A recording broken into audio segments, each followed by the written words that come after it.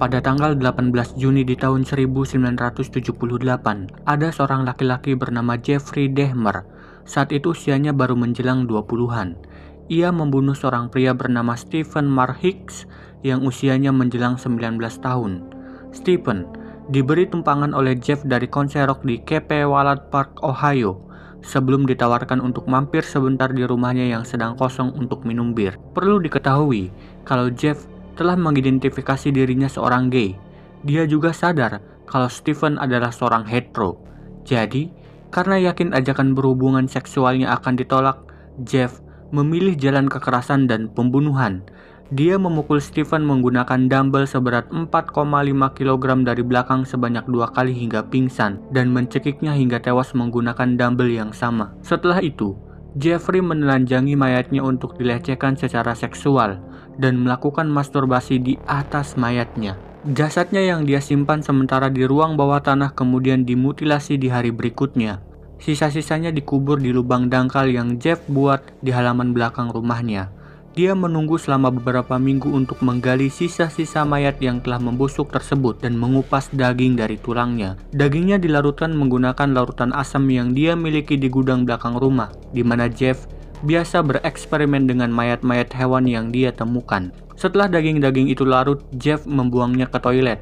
Sementara tulang belulang Stephen dihancurkan menggunakan palu godam dan serbuknya disebarkan di hutan yang berada di belakang rumah. Setelah pembunuhan pertama, Jeff memiliki jeda yang cukup panjang dari tindakan ekstrim dan bengisnya karena harus masuk perguruan tinggi hingga pelatihan militer angkatan darat serta dikirim ke Baumholder Jerman Barat sebagai divisi medis tempur.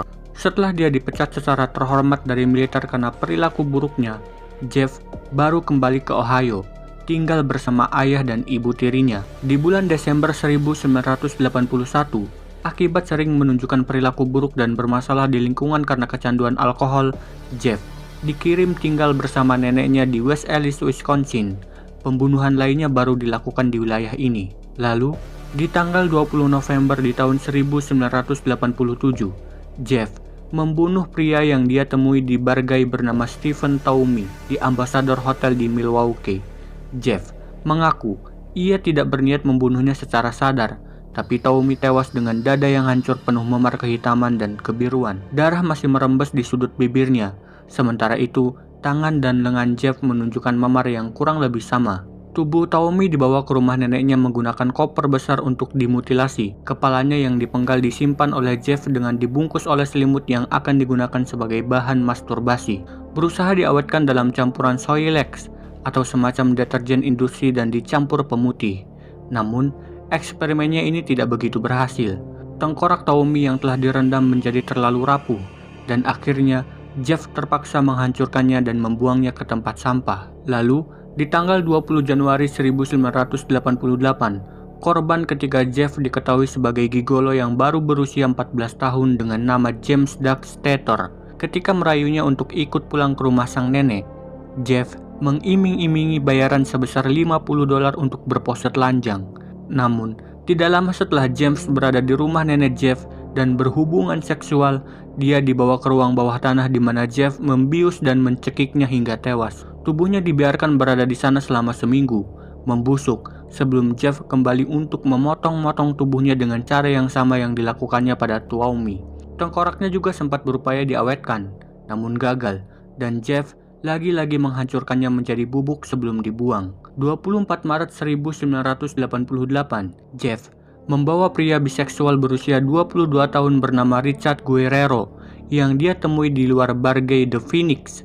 Dia melakukan modus yang sama seperti ketika Jeff memikat James untuk datang ke rumah neneknya, membayar $50 untuk pose telanjang, membiusnya, dan membunuhnya dengan cara dicekik menggunakan tali kulit. Jeff sempat berhubungan dengan mayat Richard sebelum memotong-motong tubuhnya 24 jam kemudian. Sisa-sisa tubuhnya dibuang ke tempat sampah, dan tengkoraknya berusaha diawetkan tapi kemudian gagal lagi, hingga Jeff menghancurkannya beberapa bulan kemudian.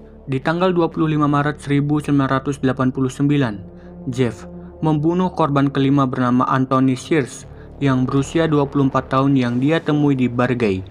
Jeff membiusnya sebelum mencekik korban. Di pagi harinya, mayat Anthony dikuliti dan dipenggal, Dagingnya dilepaskan dari tulang lalu dibuang ke tempat sampah. Tulangnya dijadikan bubuk. Namun karena Jeff merasa kalau Anthony sangat menarik, jadi dia memutuskan untuk mengawetkan kepala dan alat kelaminnya menggunakan aseton dan menyimpannya dalam kotak kayu yang dia sembunyikan di loker kerjanya, bahkan terus membawanya jika berpindah tempat tinggal. Di bulan Juni 1990, Jeff membunuh Edward Smith, lelaki berusia 27 tahun. Dia dibunuh dengan cara yang sama. Tengkoraknya dia simpan di lemari es selama beberapa bulan untuk mengurangi kelembapan, agar dia bisa mengawetkannya. Tapi eksperimen pengawetan yang ini juga gagal, ketika tengkorak Edward meledak di oven karena Jeff ingin mengeringkannya setelah direndam larutan asam. Di bulan September 1990, Ernest Miller yang baru berusia 22 tahun menjadi korban ke-8 yang dibunuh oleh Jeff setelah dibius. Jeff tidak mencekiknya seperti biasa, tapi ia memotong pembuluh darah di lengannya dan membuatnya mati kehabisan darah dalam beberapa menit. Mayatnya dipoto sebelum dipotong-potong di bak mandi. Hati, otot, bagian daging dari kaki disimpan di kulkas untuk Jeff makan. Sisanya disingkirkan, kecuali tengkorak kepala yang berhasil diawetkan dan dia cat dengan lapisan enamel. 24 September di tahun 1990, Jeff membunuh Davy Thomas, laki-laki yang berusia 22 tahun, ayah dua anak yang ditawarinya uang agar mau dipoto olehnya. Namun setelah membius Thomas, Jeff merasa tidak tertarik lagi untuk berhubungan, tapi ia terlalu takut untuk melepaskannya. Jadi dia tetap memilih membunuh dan menyingkirkan seluruh bagian tubuhnya tanpa ada yang tersisa, kecuali foto-foto yang dia ambil selama proses pemotongan. Di bulan Februari di tahun 1991, Krusty Stoddard yang baru berusia 17 tahun dibius dan dibunuh. Tubuhnya dimutilasi tapi Jeff menyimpan tengkorak, tangan, dan alat kelaminnya. Seluruh tahap pemotongan dipotret oleh Jeff. Di tanggal 7 April 1991, korban ke-11 Jeff bernama Errol Lindsay yang berusia 19 tahun. Dia adalah heteroseksual yang dijebak Jeff untuk datang ke apartemennya, dibius dan kepalanya dilubangi menggunakan bor hingga Jeff bisa menyuntikkan asam klorida ke dalamnya. Errol sempat sadar sebelum Jeff membunuhnya dan memotong-motong tubuhnya. Tengkoraknya disimpan. Kulitnya berusaha diawetkan menggunakan larutan air dingin dan garam, tapi gagal, hingga Jeff terpaksa membuangnya karena kondisi kulitnya sudah rapuh. Di tanggal 24 Maret 1991, Tony Hughes yang berusia 31 tahun menjadi korban ke-12. Dia mengalami proses kematian yang hampir serupa dengan Errol. Tengkoraknya diawetkan. Beberapa hari kemudian di tanggal 26 Mei 1991, Jeff membunuh remaja Laos bernama Conrad Sintu Sempom yang berusia 14 tahun.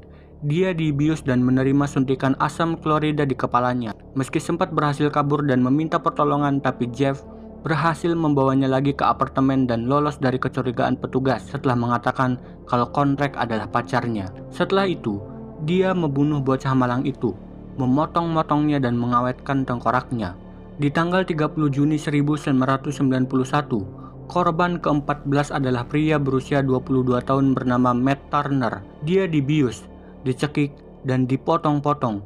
Kepala dan organ dalamnya disimpan di dalam freezer. Beberapa hari kemudian, di tanggal 5 Juli 1991, Jeff membawa Jeremiah Weinberger yang berusia 23 tahun sebagai korban ke-15. Dia dibius dan kepalanya disuntikan air mendidih. Hal ini membuat Jeremiah koma dan meninggal 2 hari kemudian. 10 hari kemudian, di tanggal 15 Juli 1991, Oliver Lacy yang baru berusia 24 tahun terbujuk oleh Jeff untuk ikut ke apartemennya. Oliver dibius dan dicekik. Jeff sempat berhubungan seks dengan mayatnya sebelum dipotong-potong. Kepala dan hatinya pun disimpan di lemari es. 4 hari kemudian di tanggal 19 Juli 1991, korban pembunuhan terakhir Jeff adalah pria bernama Joseph Brader Hook yang berusia 25 tahun. Dia dibius, dicekik, dan mayatnya dibiarkan terbaring di atas tempat tidurnya selama 2 hari dengan ditutupi kain. Setelah menemukan kepalanya dibelatungi, Jeff baru memotong-motong tubuh Joseph dan mengawetkan kepalanya dalam kulkas. Setelah membunuh 17 orang dalam deretan aksi gila dan tidak manusiawinya, Jeff masih ingin menambah korban baru. Di tanggal 22 Juli 1991, dia sempat membunuh pria bernama Tracy Edwards yang baru berusia 32 tahun untuk datang ke apartemennya.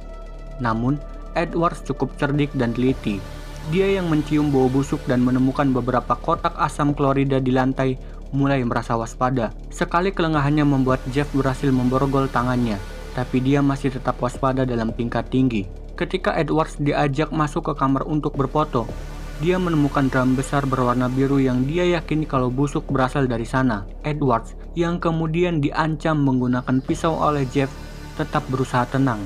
Dia berupaya mencegah yang mencoba menyerangnya, yang ternyata cukup berhasil. Dia menunggu hingga mendapat kesempatan meninju wajah Jeff, membuatnya kehilangan kesempatan dan berhasil berlari keluar lewat pintu depan. Di jam 23:30, Edwards membawa dua petugas polisi yaitu Robert Robb dan Robert Mueller ke apartemen Jeff. Petugas yang awalnya hanya ingin mencari kunci borgol untuk membebaskan Edward malah menemukan foto Polaroid yang menampilkan tahap-tahap mutilasi yang dilakukan oleh Jeff di apartemen yang sedang mereka datangi tersebut. Jeff, yang panik karena ketahuan berusaha melawan, tapi petugas dengan cepat mengalahkan dan memborgol Jeff. Petugas lain pun dipanggil. Selama menunggu bantuan personil tambahan, petugas Robb membuka lemari es dan menemukan kepala laki-laki yang terpenggal dan beberapa bungkus plastik yang berbau busuk. Penggeledahan lebih lanjut yang dilakukan oleh Biro Investigasi Kriminal Polisi Milwaukee telah berhasil menemukan total 4 kepala terpenggal di dapur, sebanyak 7 tengkorak yang sebagian dicat, sebagian diputihkan ditemukan di kamar tidur dan di dalam lemari. Penyidik juga menemukan tetesan darah yang terkumpul di atas nampan di bagian bawah kulkas, ditambah 2 hati manusia dan sebagian otot lengan masing-masing dibungkus kantong plastik di rak. Sedangkan itu, di freezer para penyelidik menemukan seluruh batang tubuh ditambah sekantong organ dan daging manusia yang menempel di es, 2 kerangka utuh, sepasang tangan yang terputus, 2 alat kelamin yang diawetkan, kulit kepala yang diawetkan, serta 3 tubuh manusia yang dipotong-potong dan dilarutkan dalam larutan asam di drum besar, juga melengkapi bukti pembunuhan Jeff. Penemuan ini membuat petugas menangkap dan menginterogasinya. Interogasi sendiri dimulai sejak 23 Juli 1991 dini hari. Detektif Patrick Kennedy dan Detektif Dennis Murphy kemudian menghabiskan 2 minggu berikutnya di ruang interogasi untuk menanyai Jeff mengenai aksi mengerikannya. Jeff menolak untuk memakai haknya didampingi pengacara. Dia memilih untuk mengakui semuanya dan akan menanggung apapun yang telah dia lakukan karena Jeff menyebut ingin mengakhiri aksinya. Tanpa perlu dipaksa, Jeff mengaku telah membunuh 16 pemuda di Wisconsin sejak 1987 dan 1 korban lagi yang tidak lain korban pertamanya yang dibunuh di Ohio pada tahun 1978. Dia merinci aksinya dengan cukup detail, dari modus untuk memikat korban, cara membunuh, proses pemotongan dan apa saja yang dilakukan dengan tubuh korbannya. Jeff sendiri mengaku kalau dia tidak hanya berhubungan seksual dengan mayat korban, tapi juga memakai jantung, hati, otot lengan, dan bagian paha dari beberapa korban yang membuatnya layak disebut kanibal. Jeff mengaku kalau dia merasa tidak bisa berhenti membunuh dan memiliki dorongan yang kuat untuk mencari korban baru. Kepada detektif juga, Jeff memberi alasan mengapa dia menyimpan kerangka korban dan tengkorak kepala, yang dia beri gambaran kalau dia ingin membangun altar pribadi di apartemen, di mana Jeff akan meletakkan kerangka serta tengkorak korban di atas meja hitam yang dia miliki di apartemen. Altar ini rencananya dibuat untuk dirinya sendiri sebagai tempat meditasi dan merasakan kekuatan dalam dirinya.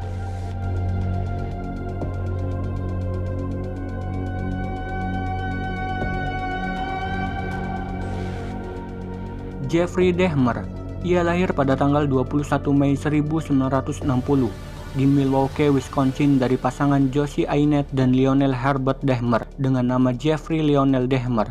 Ibunya adalah seorang instruktur mesin teletype dan ayahnya adalah seorang ahli kimia. Beberapa sumber menyebutkan kalau Jeff mendapatkan kasih sayang yang utuh dari orang tuanya semasa kecil, namun ibunya yang diketahui menderita depresi dan memiliki gangguan mental serta menghabiskan lebih banyak waktu di tempat tidur membuat Jeff merasakan kehidupan yang tegang karena terus melihat orang tuanya berdebat atau bertengkar. Beberapa gurunya mengaku kalau Jeff anak yang pendiam dan pemalu, tapi salah satu gurunya mengatakan dia bisa melihat tanda-tanda pengabaian ibunya selama ayah Jeff bertugas di luar kota, membuat Jeff tampaknya merasakan kesepian sejak kecil. Jeff juga cenderung suka menyendiri dan hanya memiliki sedikit teman. Alih-alih senang bermain dengan teman sebayanya, Jeff malah lebih senang menghabiskan waktu dengan minatnya yang tidak biasa, yaitu bereksperimen dengan hewan-hewan mati, sebuah kebiasaan yang dia lakukan semenjak usianya 4 tahun. Lionel ayahnya mengaku kalau Jeff anehnya terlihat senang ketika Jeff mengeluarkan tulang hewan dari bawah rumah dan menjadikan tulang-tulang tersebut sebagai mainan yang bersuara di mana Jeff menyebutnya sebagai tongkat biola. Kesenangan Jeff terhadap tulang pun berlanjut. Dia mulai mengumpulkan tulang-tulang hewan bahkan saat keluarganya pindah ke Bedouin-Ship, di mana Jeff memiliki rumah di atas hutan dengan luas 1,5 hektar. Rumah ini memiliki pondok kecil di belakangnya, yang kemudian menjadi tempat eksperimen Jeff untuk mengumpulkan dan mengawetkan berbagai serangga dan hewan kecil ke dalam toples formaldehida. Lionel awalnya tidak melihat kesenangan purannya sebagai masalah, tapi justru senang karena Jeff menunjukkan keingintahuan di bidang ilmiah saat usianya masih muda. Dia juga yang mengajari Jeff untuk mengawetkan tulang dengan aman menggunakan teknik yang masih Jeff terapkan di kemudian hari kepada para korban manusianya.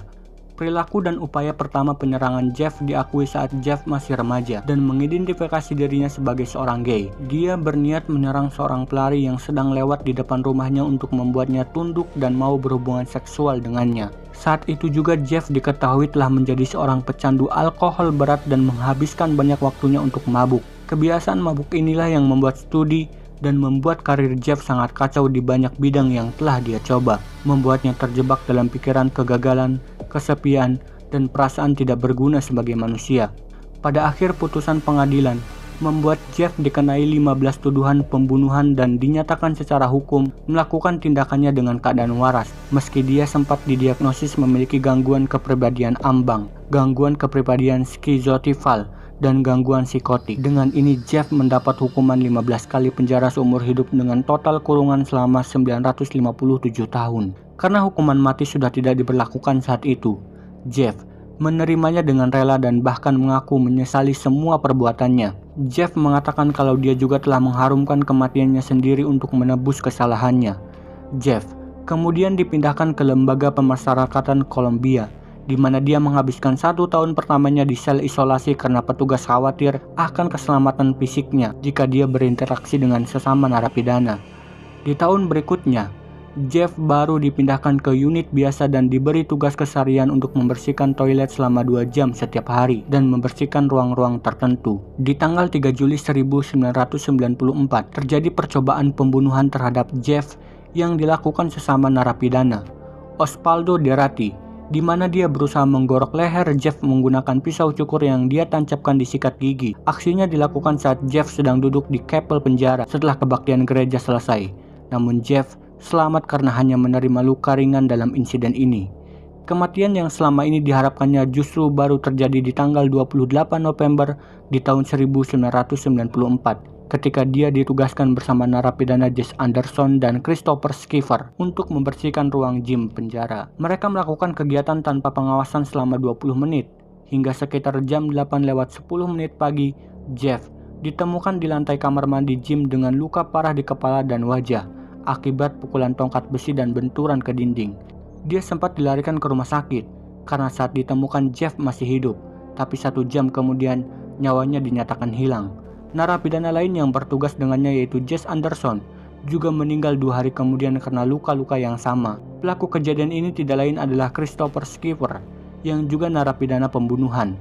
Dia yang dianggap menderita skizofrenia mengaku kalau Tuhan telah menyuruhnya melenyapkan nyawa Jeff dan Jess. Jauh sebelum kematian Jeff, dia telah membuat surat wasiat yang mengatakan kalau dia ingin jenazahnya dikremasi. Maka pada September 1995, akhirnya tubuh Jeff dikremasi dan abunya dibagi untuk diserahkan ke ayah dan ibunya yang sudah bercerai.